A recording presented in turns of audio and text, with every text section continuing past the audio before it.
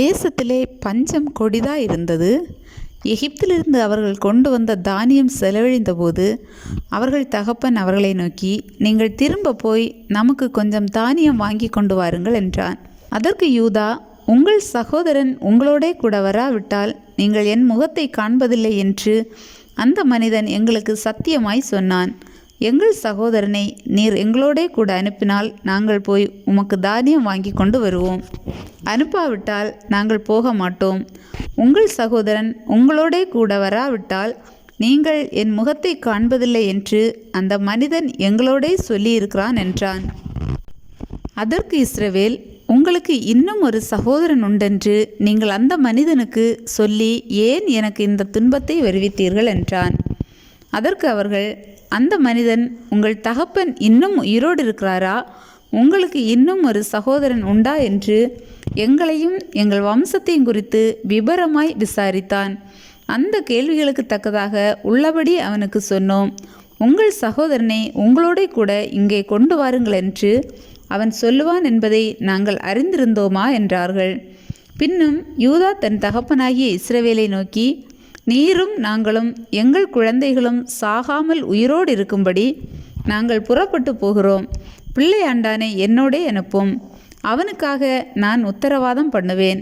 அவனை என்னிடத்திலே கேளும்.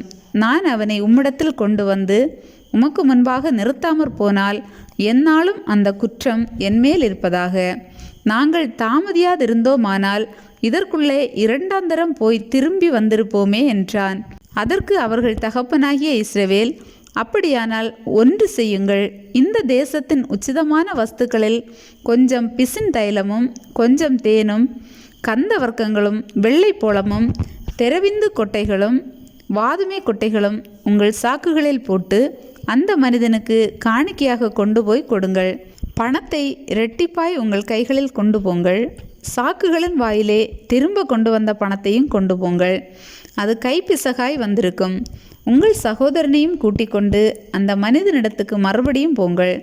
அந்த மனிதன் அங்கிருக்கிற உங்கள் மற்ற சகோதரனையும் பென்யமீனையும் உங்களுடனே அனுப்பிவிடும்படிக்கு சர்வ வல்லமையுள்ள தேவன் அவன் சமூகத்தில் உங்களுக்கு இரக்கம் கிடைக்க பண்ணுவாராக. நானோ பிள்ளையற்று போனவனைப் போல் இருப்பேன் என்றான்.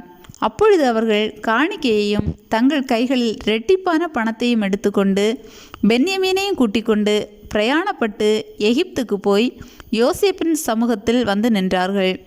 பென்யமீன் அவர்களோட கூட வந்திருக்கிறதை யோசேப்பு கண்டு தன் வீட்டு விசாரணைக்காரனை நோக்கி, நீ இந்த மனிதரை வீட்டுக்கு அழைத்து போய் சாப்பாட்டுக்கு வேண்டியவைகளை அடித்து ஆயத்தம் பண்ணு. மத்தியானத்திலே இந்த மனிதர் என்னோடே சாப்பிடுவார்கள் என்றான். அவன் தனக்கு யோசேப்பு சொன்னபடியே செய்து அந்த மனிதரை யோசேப்பின் வீட்டுக்கு அழைத்து கொண்டு போனான். தாங்கள் யோசேப்பின் வீட்டுக்கு கொண்டு போகப்படுகிறதை அவர்கள் கண்டு பயந்து, முன்னே நம்முடைய சாக்குகளில் இருந்த பணத்து நிமித்தம் நம்மேல் குற்றம் சுமத்தி நம்மை பிடித்து சிறைகளாக்கி நம்முடைய கழுதைகளை எடுத்து கொள்ளும்படி நம்மை கொண்டு போகிறார்கள் என்று சொல்லி யோசேப்பின் வீட்டு விசாரணைக்காரனிடையில் சேர்ந்து வீட்டு வாசற்படியிலே அவனோடே பேசி, ஆண்டவனே, நாங்கள் தானியம் கொள்ளும்படி முன்னே வந்து போனோமே. நாங்கள் தங்கும் இடத்தில் போய் எங்கள் சாக்குகளை திறந்தபோது நாங்கள் நிறுத்த கொடுத்த நிறையின்படியே அவனவன் பணம் அவனவன் சாக்கின் வாயிலே இருக்க கண்டோம். அதை நாங்கள் திரும்பவும் எங்கள் கையிலே கொண்டு வந்திருக்கிறோம். மேலும் தானியம் கொள்ளும்படி வேறே பணமும் எங்கள் கையில் கொண்டு வந்திருக்கிறோம். நாங்கள் முன் கொடுத்த பணத்தை எங்கள் சாக்குகள் போட்டது இன்னார் என்று அறியோம் என்றார்கள். அதற்கு அவன், உங்களுக்கு சமாதானம், பயப்பட வேண்டாம். உங்கள் தேவனும் உங்கள் தகப்பனுடைய தேவனுமாயிருக்கிறவர் உங்கள் சாக்குகளில் அதை உங்களுக்கு புதையலாக கட்டளையிட்டார். நீங்கள் கொடுத்த பணம் என்னிடத்தில் வந்து சேர்ந்தது என்று சொல்லி சிமியோனை வெளியே அழைத்து வந்து அவர்களிடத்தில் விட்டான். மேலும் அந்த மனிதன் அவர்களை யோசேப்பின் வீட்டுக்குள்ளே கூட்டிக் கொண்டு போய் அவர்கள் தங்கள் கால்களை கழுவும்படி தண்ணீர் கொடுத்து அவர்களுடைய கழுதைகளுக்கு தீவனம் போட்டான். தாங்கள் அங்கே போஜனம் செய்ய போகிறதை அவர்கள் கேள்விப்பட்டபடியால் மத்தியானத்தில் யோசேப்பு வருமளவும் காணிக்கையை ஆயத்தமாய் வைத்து காத்து கொண்டிருந்தார்கள்.